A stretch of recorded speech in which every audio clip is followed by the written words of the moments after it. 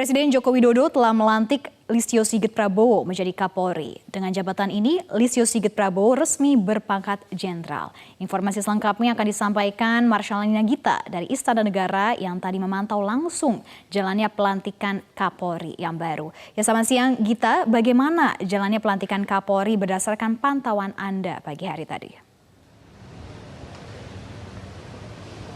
Ya, tadi kita sudah sama-sama melihat Presiden Joko Widodo secara resmi melantik Jenderal Polisi Listio Sigit sebagai Kapolri menggantikan Jenderal Polisi Idam Aziz yang pernah tugas di akhir Januari 2021 ini. Hal ini sesuai dengan keputusan Presiden nomor 5 tahun 2021 tentang pemberhentian dan pengangkatan Kapolri. Tak hanya itu, dalam pelantikan ini Presiden Joko Widodo juga mengeluarkan keputusan Presiden nomor 7 tahun 2021 tentang kenaikan pangkat. Sehingga Listio Sigit menerima kenaikan pangkat dari Komjen Polisi menjadi Jenderal Polisi.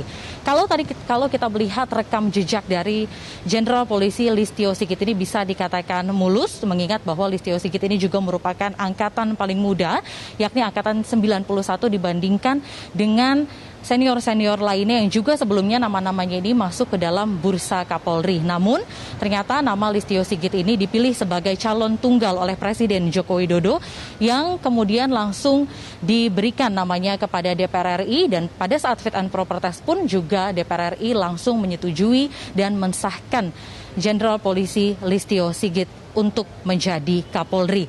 Kalau kita melihat memang dari rekam jejaknya, Listio Sigit ini dinilai kental dekat dengan Presiden Joko Widodo. Namun hal ini dibantah dari pihak istana. Dari pihak istana menyatakan bahwa Jokowi menilai atau memiliki penilaian holistik kepada Listio Sigit karena dinilai sudah memenuhi kriteria baik itu kredibilitas, loyalitas maupun juga berintegritas untuk menduduki di puncak tertinggi institusi Polri. Lalu bagaimana terkait dengan tantangan yang harus dihadapi oleh Jenderal Polisi Listio Sigit? Tantangan yang pertama yang dihadapi dari survei beberapa lembaga menyatakan bahwa institusi Polri ini merupakan institusi yang tidak dipercaya oleh publik. Hal ini dinilai dari kinerja Polri, penegakan hukum, dan juga pelayanan masyarakat yang dinilai oleh publik ini tidak mengedepankan keterbukaan dan juga akuntabilitas. Sehingga ini yang menjadi tantangan dari Listio Sigit, bagaimana kemudian nantinya ini Polri dapat kembali meraih kepercayaan dari publik. Kemudian yang kedua tantangannya yakni bagaimana Listio Sigit mampu mereformasi Polri, yakni salah satunya adalah dengan tidak adanya rangkap jabatan pimpinan Polri di beberapa kementerian maupun juga perusahaan. Karena sudah dengan tegas dalam Undang-Undang Polri nomor 28 yang menyatakan bahwa tidak boleh ada rangkap jabatan atau jikapun akan memimpin di jabatan lain di luar institusi Polri, maka ini harus pensiun atau mengundurkan diri terlebih dahulu. Maka ini adalah menjadi tantangan yang harus dilalui oleh Jenderal Polisi Listio Sigit. Sarah? Ya Gita, lalu sebenarnya apa saja langkah-langkah strategis yang akan dilakukan Jenderal Listio setelah dilantik pada pagi hari tadi? Tadi setelah dilantik, Jenderal Polisi Listio Sigit menyampaikan beberapa langkah-langkah strategis yang akan dilakukan. Hal ini sama seperti apa yang disampaikan oleh Listio Sigit pada saat fit and proper test 20 Januari 2021 yang lalu di DPR RI. Beberapa langkah yang akan dilakukan seperti tadi yang saya sampaikan bahwa tantangannya adalah bagaimana Listio Sigit ini mampu kembali meraih kepercayaan publik. Ini yang akan kemudian dilakukan oleh Listio Sigit, yakni untuk meraih kembali kepercayaan publik. Kemudian tentunya dalam peningkatan profesionalisme di institusi Polri itu sendiri, baik itu dari kinerja maupun juga pelayanan masyarakat.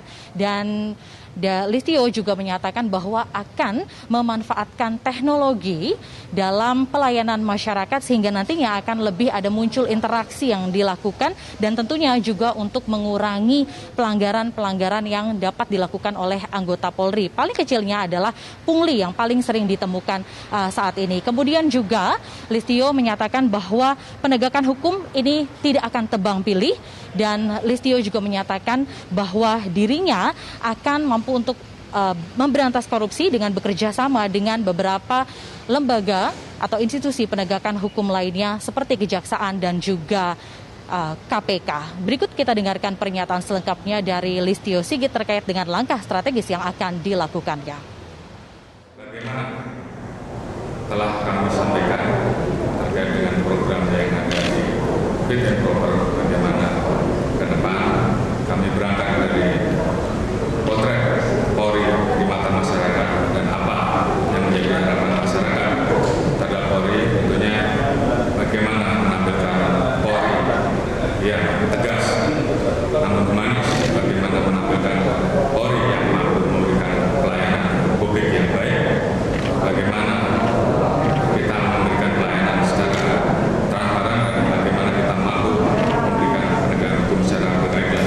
Ini tentunya menjadi tugas kami ke depan. Oleh karena itu, ini menjadi komitmen kami untuk bagaimana harapan masyarakat terhadap Polri betul-betul bisa kami tindak lanjuti sebagaimana yang kami tuangkan dalam rencana kami untuk melaksanakan transformasi di Bapeda, dan nanti kita laksanakan rencana aksi di 16 program kegiatan. Oleh karena itu, sekali lagi kami ucapkan terima kasih atas seluruh dukungan.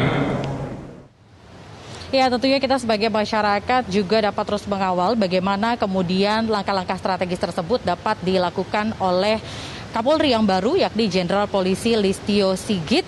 Dan seperti salah satu konsep yang dikeluarkan oleh Listio Sigit adalah Polri yang presisi. Ini adalah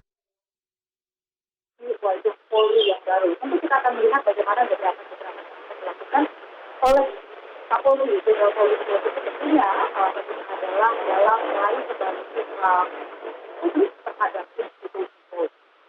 Demikian, Pak. Baik, terima kasih Marshalina Gita atas laporan langsung Anda. Selamat kembali bertugas. Jangan lupa subscribe di YouTube channel Metro TV News dan juga nyalakan notifikasinya.